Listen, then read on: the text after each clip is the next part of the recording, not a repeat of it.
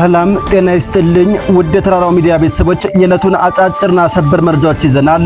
አብራችሁን ቆዩ። ፋሽስታዊ ስርዓት ለፍርድ ቀርቦ የህዝብ ሉዓላዊነት እስኪረጋገጥ ድረስ ትግሉ ተጠናክሮ ይቀጥላል ሲሉም ኮሎኔል ሞገስ ዘገየም ተናገሩ። የአማራ ፋኖ ብሔራዊ ንቅናቄ አንደኛ ምኒልክ እዝ ዋና ወታደራዊ አማካሪ ኮሎኔል ሞገስ ዘገየ አሁን በስልጣን ላይ ያለው የብልጽግና አገዛዝ ከቀደመው የደርግ ስርዓት ጋር በፍጹም መመሳሰሉን ተናግረዋል።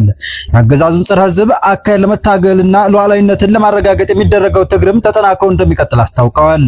ኮሎኔል ሞገስ ዘገየም በወቅታዊ ሀገራዊ ፖለቲካዊና ወታደራዊ ሁኔታዎች ዙሪያም ባሰፈሩት ጽሑፍ በብሔር ስም የተደራጁ የፖለቲካ ሆዳደሮች ህዝብን ለከፍተኛ መከራ አድርገዋል ብለዋል። በተለይም በሁለቱ ህዝቦች መካከል የጋራ ውይይትና ሰላማዊ የመፍትሄ በሮች እንዳይከፈቱ በማድረግ አገሪቱን ወደ አሰቃቂ ደም መፋሰስ መሪዎቿን ማድረጋቸውንም ጠቁመዋል።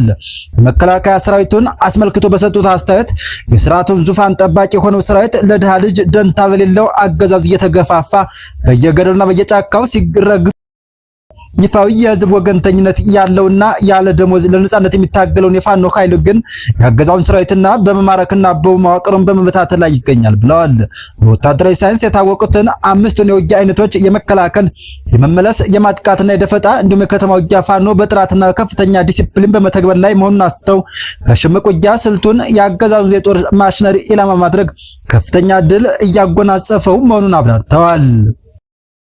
በሌላ በኩል በሀገሪቱ ከ10 በላይ የነጻነት ግንባሮች መፈጠራቸውን አገዛዙ የደረሰበትን የፖለቲካ ኪሳራና የመዋቅር መፈራረስ እንደሚያሳይ የገለጹት ኮሎኔል ሞገስ ዘገየም በጂኦፖለቲካም አገዛዙ ከጎረቤት ሀገራት ጋር በመቆራረጡ የተለመደ መሆኑን ገልጸዋል።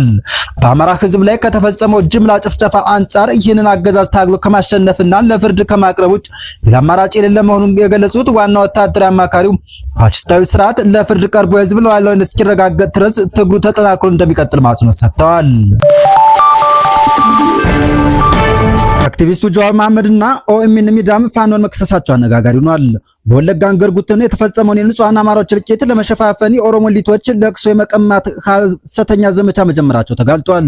የአብይ አህመድ አገዛዝ ምስራቅ ወለጋ ዞን አንገርጉትን ከተማ በአማራ ተወላጆች ላይ ከፈተውን መንግስት መር ጭፍጨፋና የንብረት ውድመት ለማድበስበስ በአቶ ጀዋር መሐመድ የተመሰረተው ኦኤምኤን ሚዲያን ጨምሮ ሌሎች ኦሮሞ ኤሊቶች ተገደሉ በሚል የተቀናጀ ሐሰተኛ ዘመቻ መጀመራቸውንም የተለያዩ መረጃ ምልክቶች አመልክተዋል።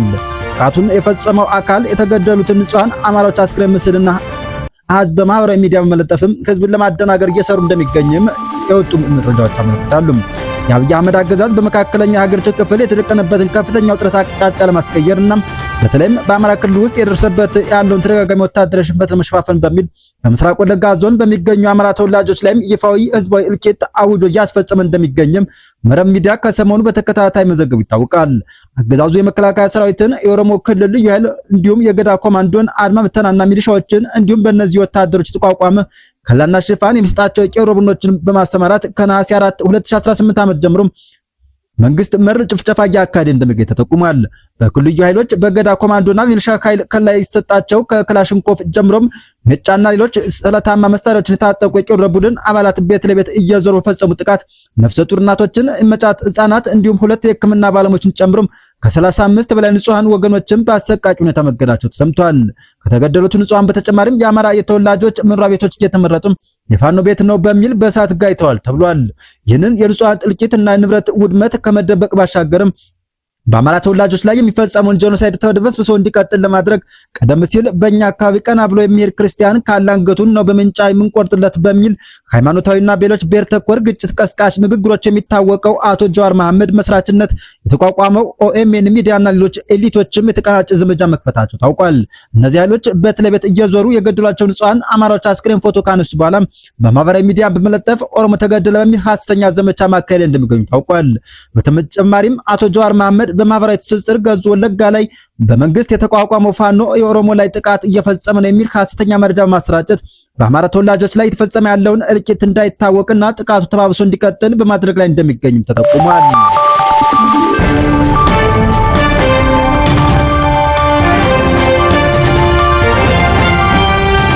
አፋብን ጎንደር ጠቅላይ ግዛት በላይ እዝ ማዕከል 3 ከተወራሪ ጦር አባላት ጋር የውይይትና የግንዛቤ ማስጨበጫ መድረክ ማካሄዱ ተሰምቷል። በዚህ መድረክ ላይም በማዕከል 3 የተመደቡት የእዙ ግብረ ኃይል አስተባባሪና የእዙ ዘመቻ መምሪያ ኃላፊ ሜጀር ጀነራል ተሾመ አበባው እንዲሁም የእዙ ሎጂስቲክስ መምሪያ ኃላፊ አርበኛ በላይ ዘለቀ እንዲሁም ሌሎች የእዝ የኮርና የክፍለ ጦር አመራሮች ከተወርዋሪ ሰራዊት ጋር ተወያይተዋል።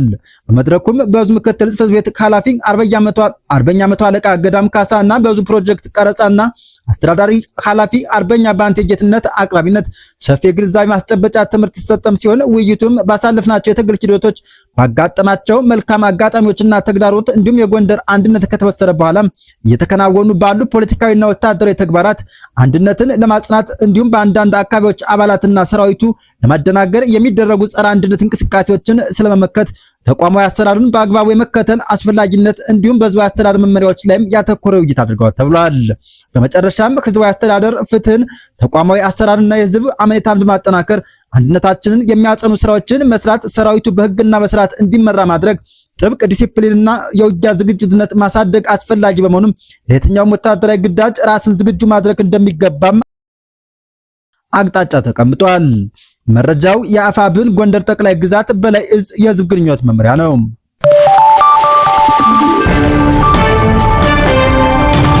በጠለምት ወረዳ በተከሰተ ድርቅ የ16 ሰዎች ህይወት ማለፉን የወረዳው ቀበሌ አስተዳዳሪ ተነግሯል። ከ17000 በላይ የቤት እንስሳት ሞተዋል የተባለም ሲሆን በሰሜን ጎንደር ዞን ጠለምት ወረዳ መሪም ቀበሌ በተከሰተው በረታች ድርቅ ሳቢያም የ16 ሰዎች ህይወት ማለፉንና በመቶዎች የሚቆጠሩ የቤተሰብ አባላትም ለስደት መዳረጋቸውን የመሪው ቀበሌ ዋና አስተዳዳሪ ጥላሁን ገብረ ሚካኤል ለአዲስ ማለዳ ተናግረዋል። እንደ አስተዳዳሪው ገለጻም በአካባቢው ከመጋቢት ወር ጀምሮ ምንም አይነት ዝናብ በመጥፋቱ አርሶ አደር የዘራውን እህል ሳይበቅል ቀርቷል ያሉም ሲሆን በዚህ ምክንያትም በአካባቢው የምግብ እጥረት፣ ረሃብ በመከሰቱ የሰው ሕይወት መጥፋቱ ከማለፉን ባሻገር የቁም እንስሳትም ሙሉ በሙሉ ማለቃቸው ተሰምቷል። በተጨማሪም ድርቁ ያስከተለው የረሃብን ሁኔታ መቋቋም የተሳናቸው 488 አባወሮች ከአካባቢው ለቀው ወደ ምዕራብ ትግራይ መሰደዳቸውን ጥላሁን አስረድተዋል። ችግሩን በተመለከተም እስከ ክልል ድረስ አቤቱታ መቅረቡን የጠቆሙት አስተዳዳሪው ከየቀበሌው የተመደቡት አካላት የሞቱ ሰዎችን፣ የተሰደዱ አባወሮችና ያለቁት እንስሳት ቁጥር መዝግበው ለሚመለከተው አካል ቢያሳውቁም እስካሁን ምንም አይነት ምላሽ አለመገኘቱንም አሳዛኝ አድርጎታል። ከዚህ ቀደም ከመንግስት የተደረገው ድጋፍ ለአቅመ ደካሞች ብቻ የተሰጠ የሴፍቲኔት እርዳታ እንደነበር ማክለው ጠቁመዋል። እየከፋ የመጣውን የረሃብ አደጋ ተከትሎም የአካባቢ ነዋሪዎች የድንገተኛ እርዳታ ጥያቄ ማንሳት ሰልፍ መውጣታቸውን የገለጹት ጥላሁን አሁንም በአስቸኳይ ድጋፍ ካልቀረበ የአካባቢው ሕዝብ በረሃብ የሚያልቅበት አጋጣሚ ሰፊ በመሆኑም የሚመለከታቸው አካላት በፍጥነት እንዲደርሱላቸውም ጥሪያቸውን አስተላልፈዋል። በመጨረሻም ለቃችሁ ውጡ፣ ካልሆነ ግን ዲፖርት እናደርጋችኋለን ሲል የአሜሪካ ሆምላንድ ሴኩሪተሪ አሳወቀም። የአሜሪካ ሆላንድ ሴኩሪተሪ ለኢትዮጵያውያን ሰጠው የጊዜያዊ የህግ ጥበቃ ከለላ ወይም ቲፒኤስ መቋረጡን ካሁን ጀምሮም ተግባራዊ መሆኑን አስታውቋል። በማህበራዊ ሚዲያ ባሰራጨው መልእክት የጊዜያዊ የህግ ጥበቃ ከለላ ወይም ቲፒኤስ የተቋረጠባቸው ሰዎች አሁኑኑ ከአሜሪካ እንዲወጡ ማስጠንቅቋል። ካልወጡ ግን ወደ ሀገራቸው ዲፖርት ሊደረጉ ወይም ሊባረሩ እንደሚችሉም ገልጿል። የሆላንድ ሴኩሪተሪ ዋና የህግ አማካሪ ጄምስ ፐርቫል ዳኛ ብራያን መርፊ የኢትዮጵያን የጊዜያዊ ህግ ጥበቃ ከለላ መቋረጡን ለጊዜው ያገደውን ትዕዛዝ ማንሳታቸውን በመጥቀስ የቲፒኤስ መቋረጥ ካሁን ጀምሮ ተግባራዊ መሆኑን አስታውቀዋል። ውሳኔው በአሜሪካ ከ5000 በላይ ኢትዮጵያውያንን የሚነካ ሲሆን ቲፒኤስ በአሜሪካ ህጋዊ መንገድ እንዲኖሩና እንዲሰሩ እንዲሁም ከሀገር መባረር ጥበቃ የሰጣቸው እንደነበር ይታወቃል። ይህም ተደርጎ የነበረው በኢትዮጵያ ውስጥ በነበረው አለመረጋጋት ወደ ሀገራቸው መመለስ ባለመቻላቸው ምክንያት እንደሆነም አይዘነጋም። ውድ ቤተሰቦቻችን ዕለቱ ያዘጋጀናቸው አጫጭር ሰበርና ትኩስ መረጃዎች እነዚህ ነበሩ። አብራችሁን ስለነበራችሁ እናመሰግናለን።